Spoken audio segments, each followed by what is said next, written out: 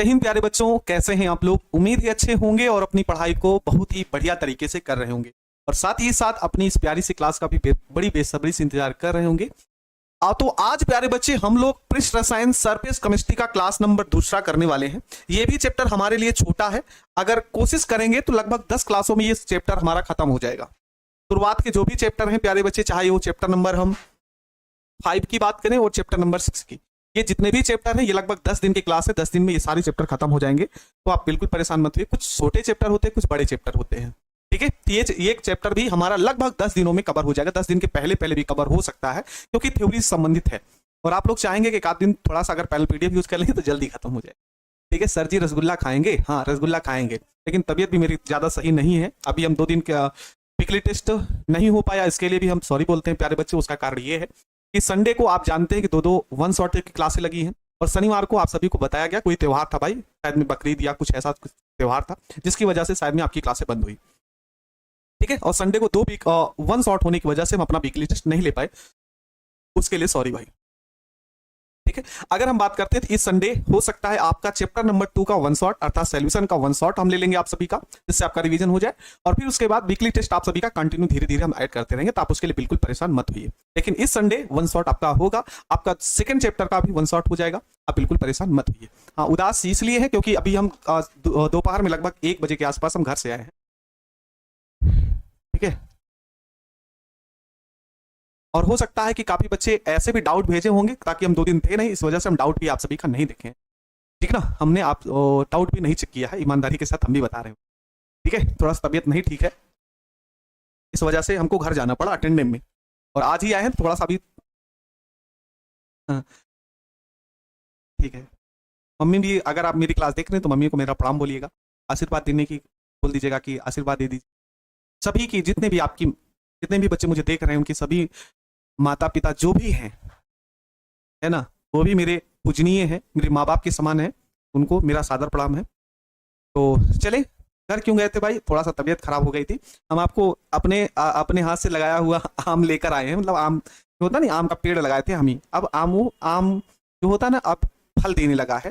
पिछली साल भी दिया था, पिछले साल आपको पढ़ाते नहीं थे, इस साल पढ़ाए थे, लेकिन आम लाए थे हम। तो आम लगभग जितने भी टीचर थे, चाहे आनंद सर हो, सौरभ सर हो, जो भी और भी मेंबर हैं, उन सभी को आम हम खिलाए। आप लोगों को भी हम खिला देंगे यहीं से, ठीक ना, क्योंकि संबंध जो है हमारा आपका मित्रता का है, भाई बहन का है। और घर का कुछ भी हो, मुझे ऐसा लगता है कि आप मेरे सगे हैं, मेरे घर के हैं, ठीक है दोस्त। तो हाँ, हमको भी दे दीजिए, कल हम दे देंगे, अपने इंस्टा आईडी पे लगा देंगे, आप लोग वहां से देख काम ठीक है भाई, सबको खिलाएंगे, जब भी आइएगा सभी का वेलकम है, ठीक है। तो आज की क्लास में प्यारे बच्चे हम लोग क्या पढ़ने वाले हैं, आज हम पढ़ने वाले हैं अधिशोषण और अवशोषण में अंतर, ठीक है ना। चलिए बिना किसी देरी के प्यारे बच्चे हम बातें कम करेंगे और इस पॉइंट को समझते हुए जल्दी जल्दी हम आगे बढ़ेंगे। तो आज का जो टॉपिक होने वाला है उस दिन क्लास में ही बता दिए थे, अधिशोषण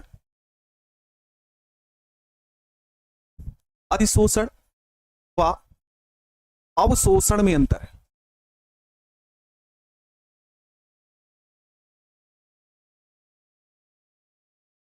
अवशोषण व अधिशोषण में क्या प्यारे बच्चे अंतर। देखो प्यारे बच्चे, अगर हम कल की बात करते हैं, कल की मतलब शुक्रवार की बात करें, शुक्रवार को ये क्लास लिए थे ना, ठीक ना।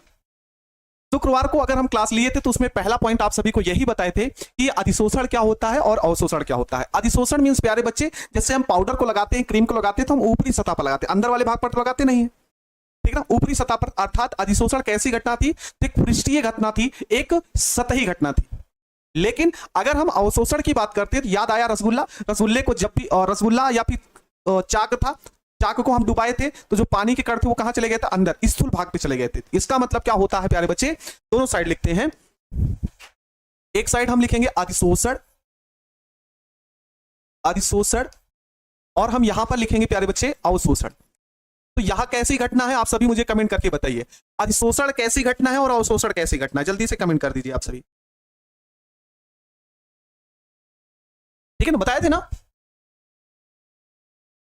ठीक है। तो पहला पॉइंट तो यही बताया गया था कि ये अधिशोषण क्या है, तो यह एक सतही प्रक्रिया है, यह एक, याद करते हुए चलो प्यारे बच्चे, यह एक सतही प्रक्रिया है, अर्थात सतह पर यह क्रिया होती है, सतही प्रक्रिया है, क्या सर आपके, बोलो प्यारे बच्चे, यही तो होगा ना, सतह पर जुड़ने वाला क्रिया।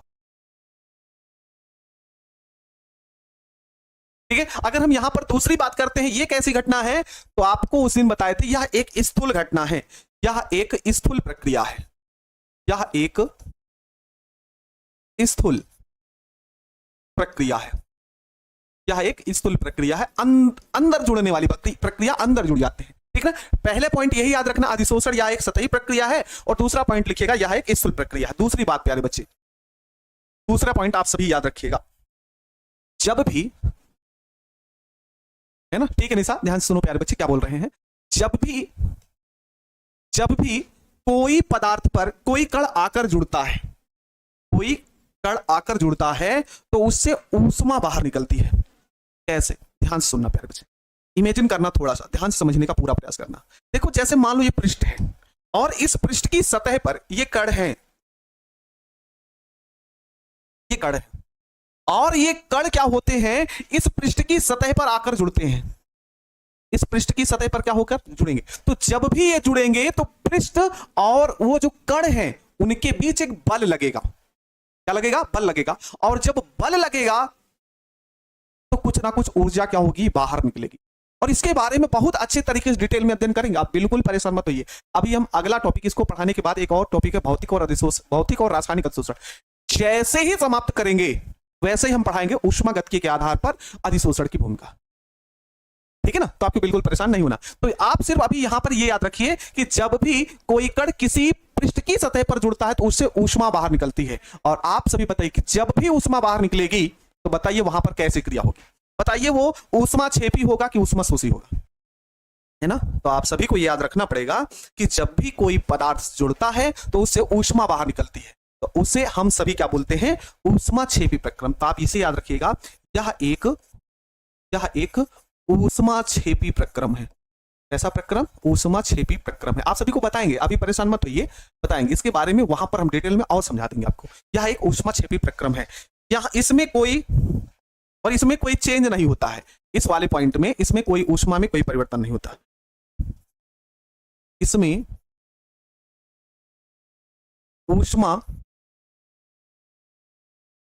ऊष्मा में कोई विशेष परिवर्तन नहीं होता, कोई विशेष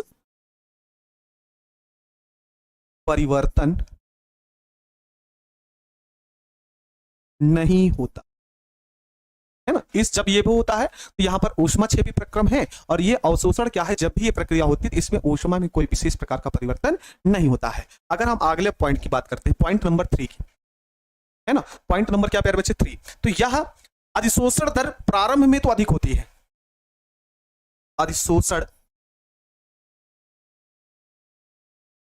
अधिशोषण की दर प्रारंभ में अधिक होती है, प्रारंभ में अधिक होती है,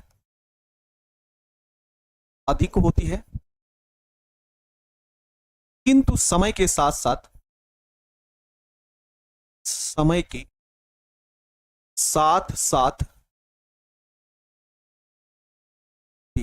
पहले जब भी अधिशोषण होगा तो जल्दी जल्दी जुड़ेगा, है ना, जल्दी जुड़ेगा, लेकिन समय के साथ ये क्या होगी, घटती हुई जाएगी। अगर हम बात करें प्यारे बच्चे यहां पर, है ना, तो अवशोषण की प्रक्रिया होती है, तो अवशोषण की प्रक्रिया ये लगभग समान दर से होती है, मतलब कंटिन्यू एक जैसे ही होगी। इस पॉइंट को भी आप सभी याद रखेंगे। पॉइंट नंबर 3, यह लगभग समान दर से, या लगभग समान दर से संपन्न होती है, अर्थात ये लगातार एक जैसे ही चलती रहती है। ठीक है, यह एक जैसे एक समान दर से चलती है।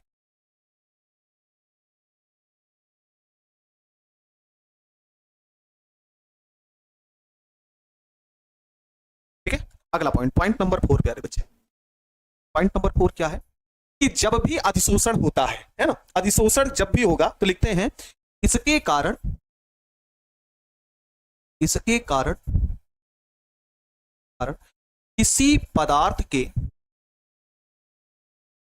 किसी पदार्थ के संपर्क में आने पर, संपर्क में आने पर पृष्ठ पर उस पदार्थ की सांद्रता अधिक हो जाती है।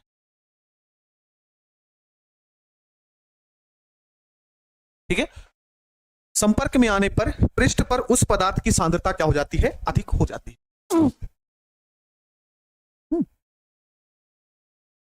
अच्छा, अधिशोषण का मतलब क्या होता है? इसका मतलब आपने पहली क्लास प्यारे बच्चे नहीं देखी। अधिशोषण मीन्स क्या होता है? अधिशोषण मीन्स प्यारे बच्चे सिंपल सी बात है, किसी पदार्थ पर किसी दूसरे पदार्थ का आकर जुड़ना।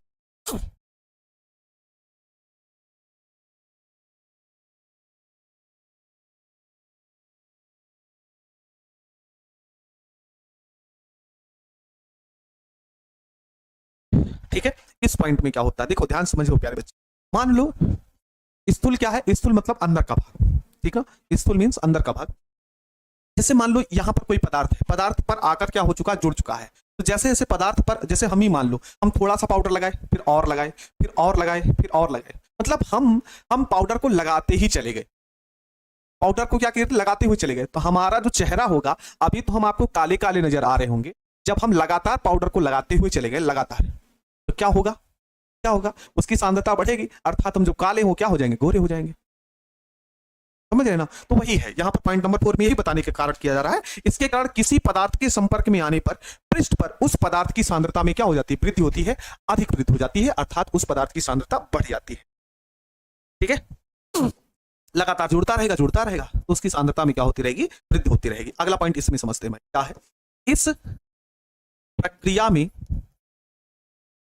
पृष्ठ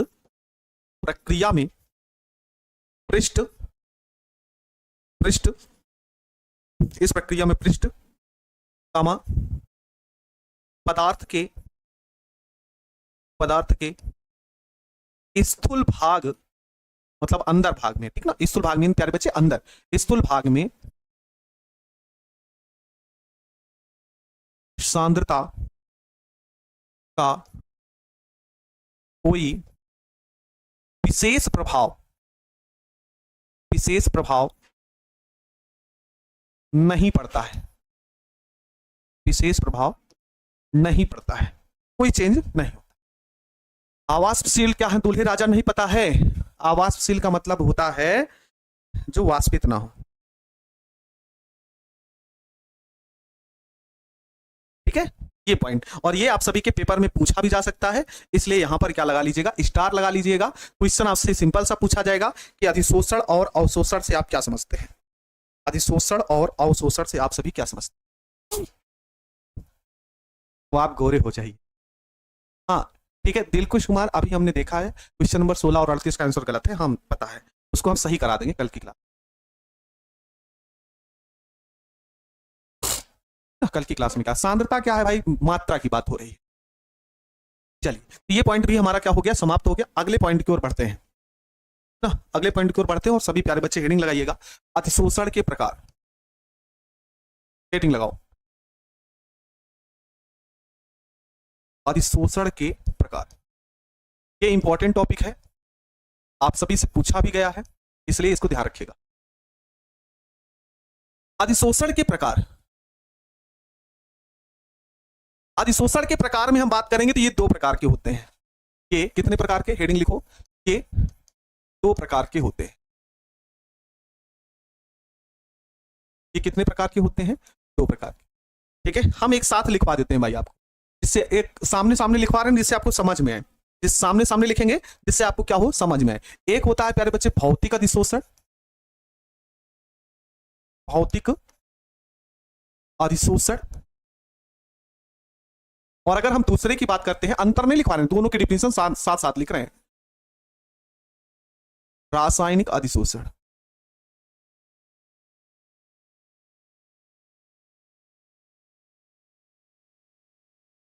ठीक है, भौतिक अधिशोषण होता क्या है? आप सभी को सिंपल सा बताएं ना प्यारे बच्चे, आप सभी को हम बताएं।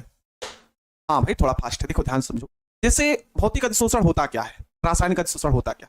अगर हम ऐसी बात करते हैं कि कितने लोग ऐसे हैं जिन्होंने क्या किया था भाई, क्या किया होगा, हाँ जैसे कार कहीं खड़ी हो, है ना, जैसे कहीं क्या खड़ी हो, कार खड़ी हो, और कार पर क्या होती है, बहुत सारी मिट्टी आकर क्या हो जाती है, जुड़ जाती है, होता ना, बहुत सारी मिट्टी आकर जुड़ जाती है और काफी बच्चे जाते हैं, बहुत अच्छे तरीके से अपना क्या कर देते हैं, नाम लिख देते हैं,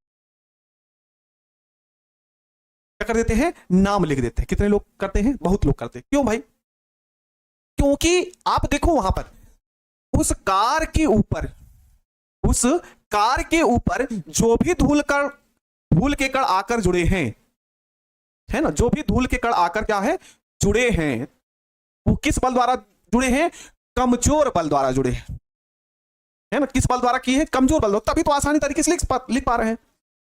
हाँ, काफी लोग बढ़िया जाते हैं, दिल लिख देते हैं, दिल बना देते हैं, बढ़िया से इसे खींच देते हैं, अपनी वाली का नाम और अपने वाले का नाम लिख देते हैं, मतलब अपना नाम लिख देते हैं, काफी लोग अपने नाम लिख देते हैं बढ़िया तरीके से, तमाम लोग ऐसा करते हैं, देखे भी हैं हम लोग, समझ रहे हैं ना, ये आपका होता है, ठीक है। तो वहां पर जो भौतिक अधिशोषण है ना, कार पर धूल के कण आकर जुड़े, भौतिक अधिशोषण है, और जो भौतिक अधिशोषण होता है वह दुर्बल वांडर वाल्स बल द्वारा जुड़ा होता है ना, दुर्बल वांडर वाल्स, जो कि कमजोर बल होता है, अर्थात कमजोर बलों द्वारा जुड़े होते हैं। तो यहां पर लिखेंगे कि जब ठोस के पृष्ठ पर अधिशोषित अणु, सिंपल सी परिभाषा लिखेंगे, सिंपल सी, जब ठोस के पृष्ठ पर, जब ठोस के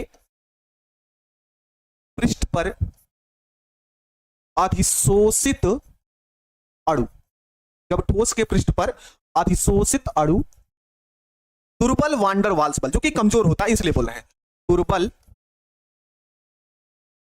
वांडर वाल्स बल, दुर्बल वांडर वाल्स बल द्वारा जुड़े होते हैं, जुड़े होते हैं, भौतिक अधिशोषण कहलाता है।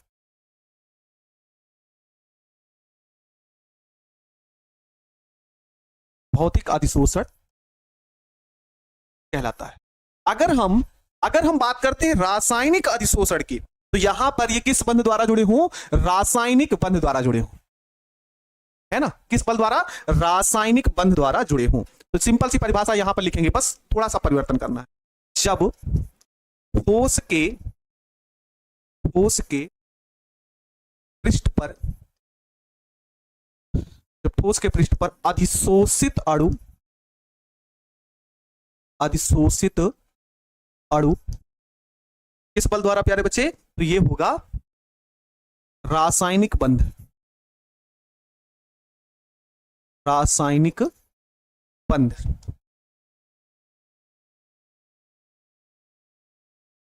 जब ठोस के पृष्ठ पर अधिशोषित अणु रासायनिक बंध द्वारा जुड़े होते हैं,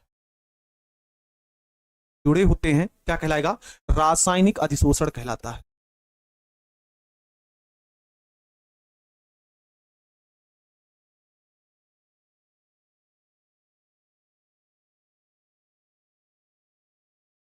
बोलो प्यारे बच्चे, क्या आप सभी को दोनों डिफिनीशन समझ में आई? गुरुजी वांडर वाल्स बल, देखो वांडर वाल्स शायद में फिजिक्स से संबंधित है, ये एक प्रकार के वैज्ञानिक थे, ठीक है ना, और ये एक प्रकार का बल होता है जो कि बहुत ही कमजोर होता है, ठीक है शालू कुमारी, हाँ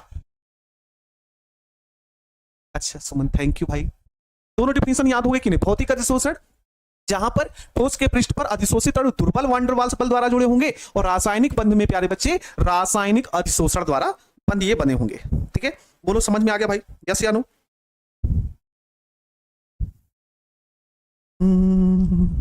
बोलो आगे बढ़े। हाँ अरशद, ठीक है। हाँ एग्जाम्पल बताएंगे, अभी इसका पूरा हम टाइप पढ़ाएंगे, अंतर बताएंगे। पहले ये बताओ क्या ये और ये समझ में आ चुका है आप लोगों को?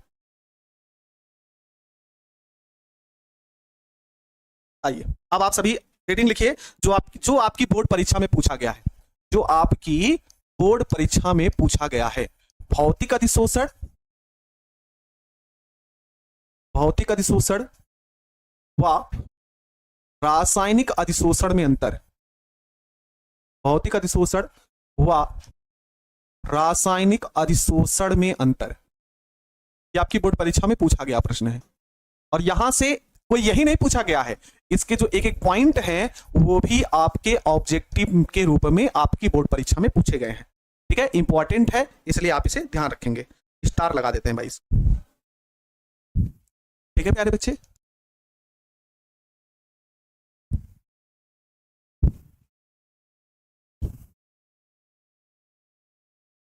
सुनाई देती है। इधर लिखेंगे हम लोग भौतिक अधिशोषण,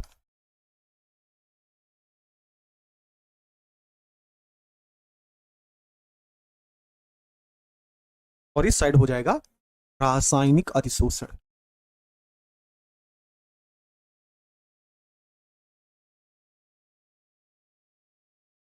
आइए एक एक पॉइंट पर बहुत अच्छे तरीके से हम डिस्कस करेंगे, ठीक ना। एक एक पॉइंट को हम बहुत अच्छे तरीके से समझेंगे। पॉइंट नंबर 1, और यहां पर प्यारे बच्चे पॉइंट नंबर 1। अच्छा रेड कलर आप तो लिख दिए फातिमा, आप आगे से नहीं यूज करेंगे बस, ठीक है, अब नहीं यूज करेंगे। ऐसा आप ध्यान से सुनो,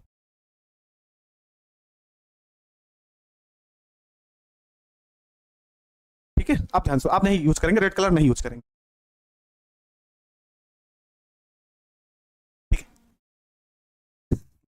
देखिए अगर हम बात करते हैं, अभी जो एग्जांपल आप सभी को दिए कि आप जाते हैं, गाड़ी खड़ी रहती, कार खड़ी रहती है, कहीं कुछ भी खड़ा रहता है, उस पर मिट्टी के कण आकर जुड़ जाते हैं, ठीक है, तो उस पर जाकर नाम वाम बकायदा लिख देते हैं। जी सर, आपने ये इमेजिन किया होगा, आप सभी ने देखा होगा, तो ये टॉपिक बहुत अच्छे तरीके से मजा आएगा समझ।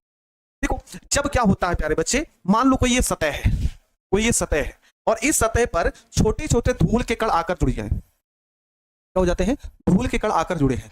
जब भी धूल के कण है ना, धूल के कण होते हैं, तो उसको आप ऐसे हाथ से आसानी से क्या कर सकते हैं, मिटा सकते हैं, है ना, बहुत अच्छे तरीके से क्या कर सकते हैं, उसको मिटा सकते हैं, समाप्त कर सकते हैं। क्यों? क्योंकि वहां पर जो अधिशोषित कण है, अधिशोषित जो अणु है और पृष्ठ के बीच क्या पाया जाता है, वांडर वाल्स बल पाया जाता है।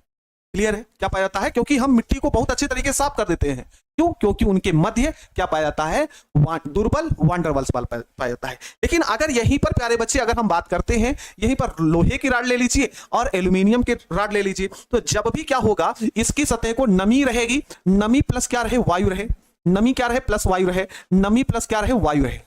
तो जब नमी और वायु रहता है तो बहुत अच्छे तरीके से जानते हैं कि ये एफी की अगर छड़ है तो इसके ऊपर ऐसे जाकर जंग लग जाएगा। क्या लग जाएगा प्यारे बच्चे, जंग लग जाएगा। तो जब जंग लगेगा तो उसका फार्मूला क्या परिवर्तित हो जाएगा, Fe2O3। मतलब एफी और ऑक्सीजन के बीच में क्या होता है ना, एफी और ऑक्सीजन के बीच कैसा बंध पाया जाता है, रासायनिक बॉन्ड पाया जाता है, केमिकल बॉन्ड पाया जाता है। यहां पर जैसे यहां पर मान लो एल्यूमिनियम की छड़ है, तो एल्यूमिनियम की छड़ पर क्या आकर जाकर जुड़ जाता है, यहां पर भी लेयर आकर एक चढ़ जाती है इसके ऊपर, है ना, जिसका फार्मूला होता है Al2O3, Al2O3, जबकि जाकर बंध बना लेता है ना। तो यहां पर जो बंध बनता है वो रासायनिक बंध बनता है, और यहां पर क्या बंध बनता है, तो यहां पर बनता है दुर्बल वांडर वाल्स बल। बोलो समझ में आया भाई, समझ में आया? तो पहला पॉइंट यही लिखेंगे। किसी को पिंक से एलर्जी है, किसी को रेड से एलर्जी है, सबको किसी ना किसी से दिक्कत है, ठीक है। तो पहला पॉइंट हम यहां पर यही लिखेंगे भाई, पहला पॉइंट हम सभी यहां पर यही लिखेंगे कि अधिशोष व अधिशोषक के मध्य, क्या भाई, अधिशोष व अधिशोषक के मध्य, पहला पॉइंट लिखो, अधिशोष व अधिशोषक के मध्य, अधिशोष व अधिशोषक के मध्य दुर्बल वांडर वाल्स बल पाया जाता है, दुर्बल वांडर वाल्स बल पाया जाता है, कमजोर बल होता है। अगर हम यहां पर बात करते हैं, यहां पर कैसा, तो आप सभी लिखोगे अधिशोष सॉरी अधिशोषक यहां पर लिखना चाहिए था, ठीक है, अधिशोषक। तो यहां पर क्या होगा भाई, अधिशोष व अधिशोषक के मध्य रासायनिक बंध पाया जाता है, रासायनिक बंध पाया जाता है, ठीक है, रासायनिक बंध पाया जाता है, ठीक है। ये पॉइंट क्लियर हो गया जी सर। दूसरा पॉइंट आप सभी से ध्यान सुनना है। दूसरा पॉइंट होता क्या है, दूसरा पॉइंट मेरे प्यारे बच्चे, काफी ऐसे बच्चे हैं, है ना, काफी ऐसे बच्चे होते हैं जिनको खाने की पीने की हर एक चीज, है ना, खाने पीने की हर एक चीज पसंद होती है, लेकिन काफी ऐसे बच्चे होते हैं जिनको खाना पीना पसंद तो है लेकिन लिमिट में। मुझे ये खाना पसंद है, मुझे ये खाना नहीं पसंद है। काफी ऐसे बच्चे हैं, जैसे आप ही हैं, इसमें काफी लोग ऐसे होंगे जो कहते होंगे कि हमें छेना बहुत पसंद है, हमें रसगुल्ला बहुत पसंद है। काफी ऐसे बच्चे होंगे जो कहते होंगे कि मुझे भाई मीठा पसंद ही नहीं है, मीठा में चाहे जो मीठा हमको दे दीजिए, हमको कुछ नहीं पसंद है। इसका मतलब ये हुआ कि अगर फिक्स हो, है ना, ये जो है ना, ये विशिष्ट प्रकृति के नहीं होते।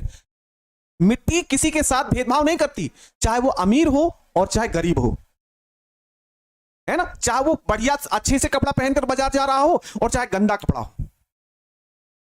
ठीक है, मिट्टी सबके ऊपर पड़ेगी, मिट्टी सबके ऊपर पड़ेगी। मतलब जो भौतिक अधिशोषण है ये विशिष्ट प्रकृति के नहीं होते हैं, जो सब कुछ खा पी ले, ऐसा समझो, जिसको कुछ भी पसंद आ जाए कि मुझे लाओ खाने के लिए कुछ भी दे दो, तो विशिष्ट प्रकृति का नहीं है ना, वो विशिष्ट प्रकृति का है ही नहीं। तो इसका मतलब भौतिक जो अधिशोषण होता है, मिट्टी कहीं पर किसी के ऊपर जाकर पड़ जाती है, किसी के ऊपर पड़ सकती है, तो इसका मतलब ये विशिष्ट प्रकृति का नहीं होता। तो यहां पर आप सभी लिखेंगे यह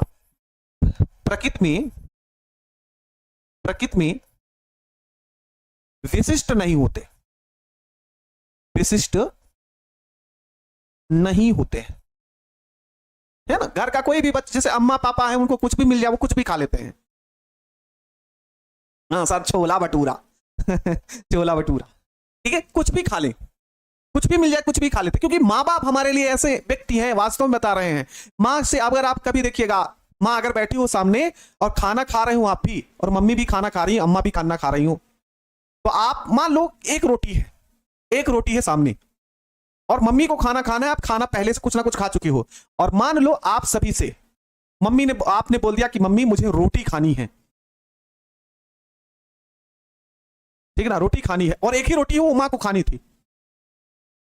वास्तव में ये समझ लीजिए कि चाहे उसके पास कुछ उसके अलावा कुछ खाने को हो, चाहे ना हो वही सिर्फ एक रोटी हो, लेकिन आप मांगिएगा तो आपकी मम्मी तुरंत भाई साहब आपको दे देगी, तुरंत तुरंत। जैसे आप फिर पूछिएगा कि मम्मी आपके लिए रोटी नहीं बचा है, लीजिए आप खा लीजिए, नहीं बेटा मुझे भूख नहीं है, मुझे भूख है ही नहीं, तुम खा लो, जबकि उसको भूख है, लेकिन वो आपकी आत्मा, वो आपकी भूख को शांत रखने के लिए ना, वो आपको दे देगी, जाओ मेरा बेटा खा, मेरी बेटी खा ले।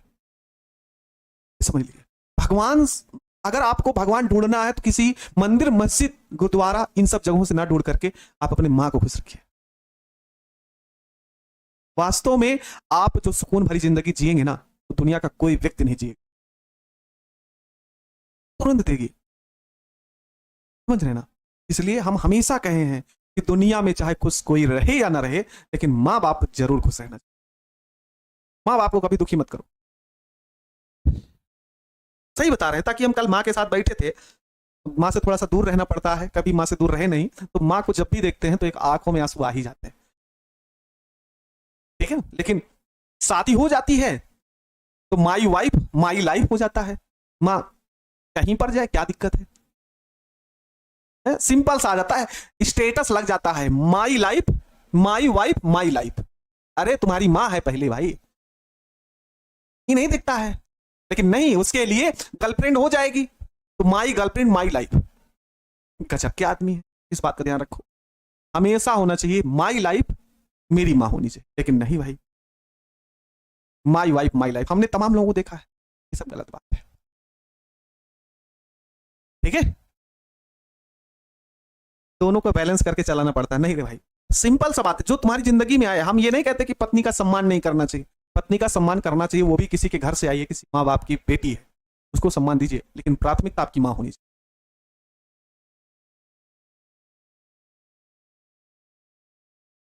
ठीक है ना। चलिए, यहां पर विशिष्ट प्रकृति का, तो यहां पर अगर हम बात करते हैं तो यह एक विशिष्ट प्रकृति के होते हैं, यहां विशिष्ट प्रकृति के होते हैं, विशिष्ट प्रकृति के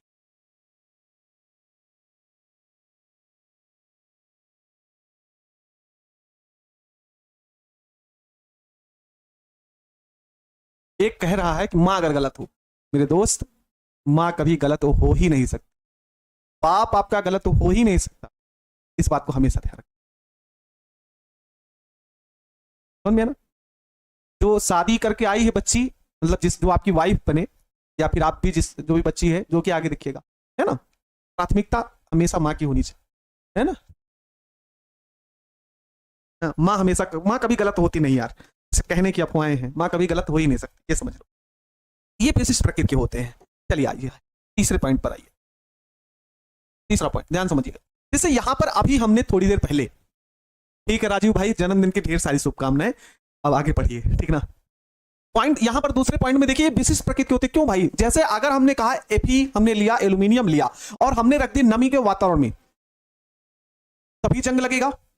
वायु में और नमी में जब हम लोहे को रखेंगे, एल्यूमिनियम पर को रखेंगे, तभी जंग लगेगा, अन्यथा जंग लगेगा नहीं।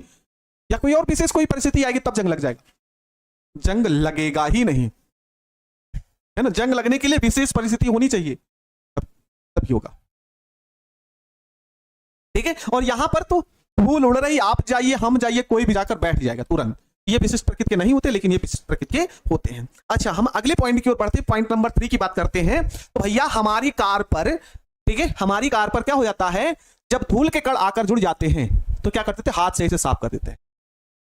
ऋषुराज जी आपके कमेंट का जवाब दिए शुरुआत में, आप ध्यान से उसको आगे कॉपी पेस्ट ना करो बच्चे, ठीक है। क्या होता है, कार पर अगर धूल आकर जम गई तो हाथ से इसे जाए साफ कर दी, मिट्टी साफ हो जाती है।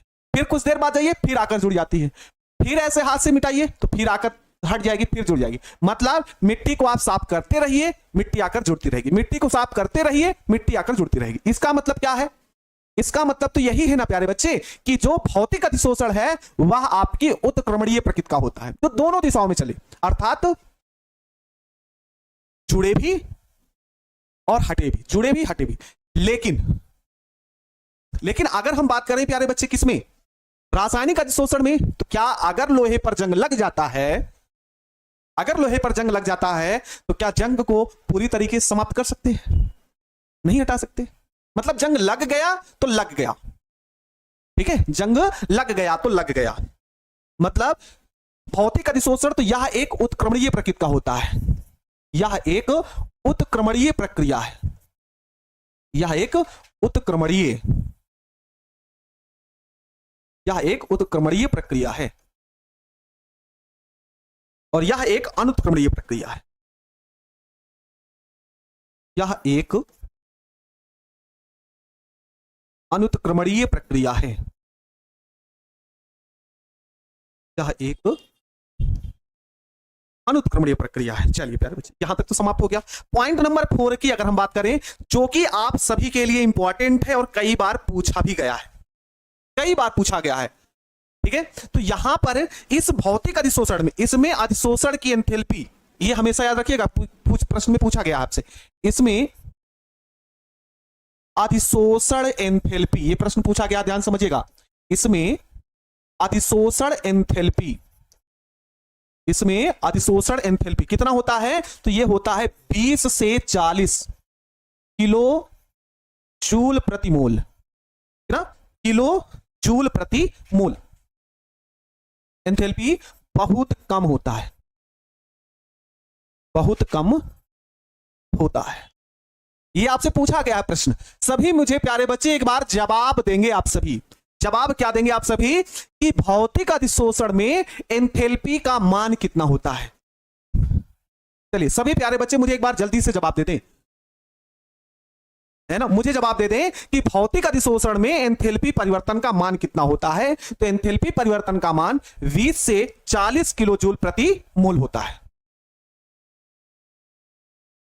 सर लोहे पर जंग लगता है और उसे हटा भी सकते, उससे भी हटा सकते, नहीं हटा सकते हैं, जंग लग गया तो पूरी तरीके से नहीं हटेगा, ठीक है। हाँ 20 से 40, ये प्रश्न आप सभी से पूछा गया है। अच्छा, इसमें अधिशोषण एंथैल्पी का मान है ना, तो पॉइंट नंबर 4 इसमें लिखेंगे, इसमें अधिशोषण एंथैल्पी, अधिशोषण एंथैल्पी का मान 30 से 240, अच्छा इधर लिख देते हैं, है ना, कितना लिखेंगे, एक मिनट भाई, इसमें थोड़ा सा डाउट है, ताकि 2 जगह दिया गया। देखो हम आप सभी को बताना चाहेंगे, है ना, हम आप सभी को बताना चाहेंगे, धीरज ध्यान से सुनो भाई, है ना। ये आपके एनसीईआरटी बुक में दो जगह दो तरीके से दिया गया है। एक दिया हो गया 30 से 240, 30 से 240 किलो जूल प्रति मोल, और एक जगह हमने शायद में आपकी एनसीईआरटी बुक पढ़ी थी, वहां पर आप सभी को दिया गया होगा 80 से 240। ठीक है कृष्णा पंडित, ठीक है ना, ठीक है, वहां पर आपको दिया गया 30 से 240 किलो जूल प्रति मोल। तो जो भी है 30 से 240 किलो सही मानिएगा, हो सकता है दूसरे में अलग हो, ठीक ना। तो इसमें अधिशोषण एंथैल्पी 30 से 240 किलो जूल प्रति मोल का मान अधिक होता है, का मान अधिक होता है। और ये दोनों पॉइंट आप सभी से परीक्षा में पूछे गए हैं, है ना, ये दोनों पॉइंट आप सभी से पूछे गए हैं। हाँ, हो सकता है बुक में भाई देख लीजिएगा एक बार 30 से 240 है या 80 से 240 के बीच में होगा, ताकि किताब में अलग अलग थे।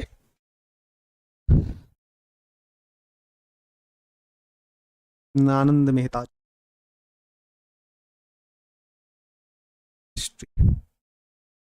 पार्ट,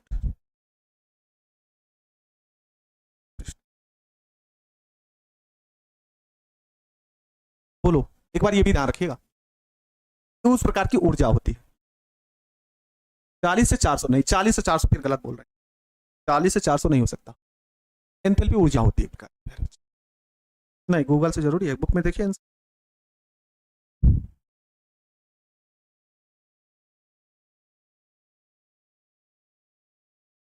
30 से 240 ही है प्यारे बच्चे, ठीक ना। और एक जगह दिया गया 80 से 240, इस पर थोड़ा सा डिस्कस करेंगे। किताब में दो तरीके से दो जगह अलग अलग मान दिए गए हैं ना। एक जगह आप सभी को दिया गया 80 से 240 किलो जूल प्रति मोल दिया गया है, और एक जगह दिया गया 30 से 240। तो इसको हम कल की क्लास में डिस्कस कर लेंगे कि बोर्ड ने सही क्या किया है ना, बोर्ड ने सही क्या, क्योंकि बोर्ड परीक्षा में क्वेश्चन पूछा गया है, तो वहां पर हम देख लेंगे क्या है, तो वहां पर आपका सभी का क्लियर होगा। हम आप सभी को बता दे रहे हैं दोनों मान लिखे गए हैं, तो कल की क्लास में आप सभी को दिखा देंगे 80 से 240 वाला सही होगा, है ना, 80 से 240 वाला सही होगा कि 30 से 240 वाला सही होगा, ठीक है ना। बोलो क्लियर है ना, बोलो ठीक है ना, दोनों बातें हम सभी को बता देंगे। आइए हम पांचवें और छठे पॉइंट की बात करते हैं, है ना। हम किसकी बात करेंगे, इधर हम लिखेंगे पांचवा पॉइंट। पांचवा पॉइंट क्या होता है, यहां पर पांचवा पॉइंट क्या होगा, देखो ये भी क्वेश्चन आप सभी से पूछा गया है ना, ये भी पॉइंट आप सभी से पूछा गया है। यह बहुआण्विक परत बनाती है, यह बहुआण्विक परत बनाती है। आप सभी से परीक्षा में पूछा गया है, भौतिक अधिशोषण की परत है, बहुआण्विक परत है, और रासायनिक अधिशोषण की क्या है, तो यह एक एकल परत बनाती है, यह ऐसा लिखो, यह एकल परत बनाती है, एकल आणविक परत बनाती है, परत बनाती है। मेरे प्यारे बच्चे इसको ध्यान से समझिएगा, बहुआण्विक परत क्या होती है ना। बहुआण्विक परत जब भी होगा, जैसे मान लो कार पर आकर मिट्टी जुड़, एक बार मिट्टी जुड़ गई, फिर उसी के ऊपर लेयर बन जाती है, फिर उसी के ऊपर लेयर बन जाती है, फिर उसके ऊपर लेयर, और तभी जाकर के उसके ऊपर जाकर के क्या बना देते हैं, आप अपना नाम लिख देते हैं, है ना। लेयर पे लेयर, बहुत मिट्टी जम जाती है, तो देखिए बढ़िया तरीके से लिखिए, तो लेयर बाय लेयर उसमें बहुत सारी मिट्टी के कण आकर जम जाते हैं, एक मोटी चादर बन जाती है ना, बहुत क्या हो जाती है, एक मोटी चादर बन जाती है। लेकिन अगर लोहे पर या एल्यूमिनियम पर एक बार जंग लग गया, जैसे एल्यूमिनियम की आप छड़ लिए, एल्यूमिनियम की छड़ पर एक बार एल्यूमिनियम ऑक्साइड लग गया, है ना, एल्यूमिनियम ऑक्साइड अगर लग गया, Al2O3 एल्यूमिना बना लिया, तो फिर उस पर वही परत उसके लिए एक सुरक्षा का कार्य करती है, एक सुरक्षा परत का कार्य करती है, फिर उस पर दोबारा जंग लगता नहीं है, ठीक ना, उस पर दोबारा जंग लगता नहीं है, इसलिए यह एकल परत आणविक परत बनाती है। और यहां पर अगर हम बात करते हैं तो यह एक बहुआण्विक परत बनाती है। अगर हम बात करें प्यारे बच्चे, यह ठीक ना, सातवें पॉइंट की बात करते हैं, छठवें पॉइंट की। छठवां पॉइंट क्या कह रहा भाई, मेरा छठवां पॉइंट क्या कहता है, ध्यान से सुनिएगा, है ना। जैसे आपको दे दिया जाए इतना बड़ा क्षेत्रफल, और आप सभी को दे दिया जाए इतना बड़ा क्षेत्रफल, तो जितना बड़ा क्षेत्रफल होगा, जितनी जगह होगी, अधिशोषण उतना ज्यादा होगा, यस या नो।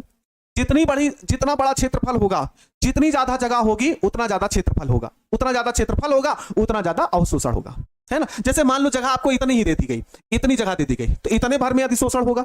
लेकिन मान लो प्यारे बच्चे इस क्षेत्रफल को बढ़ाकर इतना कर दिया गया, तो अब इतने भर में अधिशोषण होगा। मतलब क्षेत्रफल अगर आप बढ़ाते हैं तो यह बढ़ेगा, और क्षेत्रफल कम करेंगे तो यह घटेगा, ठीक ना। क्षेत्रफल बढ़ाने पर बढ़ेगा और क्षेत्रफल घटाने पर क्या होगा, घटेगा। तो अगला पॉइंट यही लिखेंगे कि यह क्षेत्रफल बढ़ाने पर, सॉरी, यह पृष्ठीय क्षेत्रफल, यह पृष्ठीय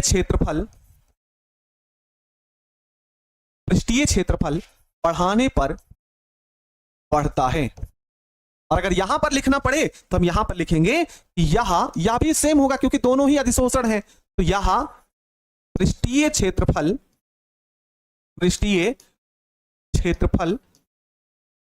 बढ़ाने पर बढ़ता है, पृष्ठीय क्षेत्रफल बढ़ाने पर बढ़ता है। अगला पॉइंट प्यारे बच्चे अगर हम बात करते हैं, यह ताप बढ़ाने पर घटेगा। जो भौतिक अधिशोषण है ना, जो भौतिक अधिशोषण है यह कमजोर बलों द्वारा जुड़ा होगा, है ना। या कैसा होगा, ये कमजोर बलों द्वारा बंधा होगा। तो स्वाभाविक सी बात है, अगर ताप बढ़ाओगे तो पहले से कमजोर बल है, तो अधिशोषण कितना होगा, कम ही होगा। तो ताप बढ़ाने पर, यहां लास्ट पॉइंट लिखेंगे, यह ताप बढ़ाने पर घटता है, यह ताप बढ़ाने पर घटता है। और इसी का जस्ट अपोजिट होगा, यह ताप बढ़ाने पर बढ़ता है, यह ताप बढ़ाने पर बढ़ता है, ठीक है प्यारे बच्चे। या ताप बढ़ाने पर बढ़ता है, या ताप बढ़ाने पर घटता है, ठीक है। ये वाला बढ़ेगा, ये घटेगा, बस ये आपका हो गया, ठीक है।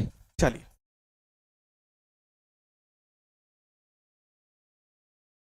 अच्छा, ठीक है। तो प्यारे बच्चे आज की क्लास में हम इतना ही पढ़ेंगे, क्योंकि अगला जो टॉपिक है ना, वो थोड़ा सा कम से कम 30 से 35 मिनट का लेक्चर होगा। हाँ, यहां पर सेम ही होगा, क्योंकि अधिशोषण दोनों ही है, तो ताप बढ़ा और पृष्ठीय क्षेत्रफल बढ़ने पर बढ़ता ही है, ठीक है ना। तो वो अगला जो टॉपिक है, ऊष्मागतिकी के आधार पर अधिशोषण की क्रियाविधि हमको समझाना है। तो उस अधिशोषण की क्रियाविधि को समझने के लिए कम से कम 30 मिनट का समय देना पड़ेगा। और अभी मेरे पास समय मुश्किल से 4 से 5 मिनट, ताकि अभी जब लंबी क्लास लेंगे तो फिर कहेंगे सर छुट्टी है, छुट्टी कीजिए, ठीक ना। तो उस टॉपिक को पढ़ने के लिए ऊष्मागतिकी सिद्धांत के आधार पर अधिशोषण की क्रियाविधि को समझने के लिए प्यारे बच्चे हम कल की क्लास में 30 मिनट का समय देंगे, तो वो खत्म हो जाएगा। और अधिशोषण, कोशिश रहेगा कि कल की क्लास में अधिशोषण वाला पार्ट खत्म हो जाए, फिर आगे बचा रहेगा उत्प्रेरण वाला भाग। उत्प्रेरण को भी हम बढ़िया तरीके से पढ़ लेंगे। तो आप सभी कैसे हैं, आप सभी को आज की क्लास कैसी लगी मुझे कमेंट करके जरूर बताइएगा। और आप सबकी बहुत ज्यादा डिमांड है कि सर ऑब्जेक्ट आपका 1 शॉट कब होगा, तो इस संडे हम 1 शॉट लेंगे, ठीक है ना। तो क्लास कैसी लगी एक बार जल्दी से कमेंट करिए। और इस बात को हमेशा ध्यान रखना मेरे छोटे भाई और मेरी छोटी बहन, माँ बाप जो कहें उसी को करिएगा, उसके अलावा कोई कार्य मत करना। माँ बाप का कहना हमेशा मानना, यही आप सभी से विनम्र निवेदन है, आपसे प्रार्थना विनती निवेदन है। सब कुछ माँ बाप जो कह दे बस उसी को मानिएगा, उसके अलावा किसी को बहकावे में और किसी की बातों पर मत आइए, ठीक है प्यारे बच्चे। तो कल की क्लास में मिलते हैं नए टॉपिक के साथ, नए जबरदस्त तरीके से मिलेंगे अगले टॉपिक के साथ। आज की क्लास आप सभी को आई हो बहुत अच्छे तरीके से अच्छी लगी होगी। तो सभी प्यारे बच्चों को शुभ रात्रि, राधे राधे, जय श्री राम, जय हिंद, वंदे मातरम।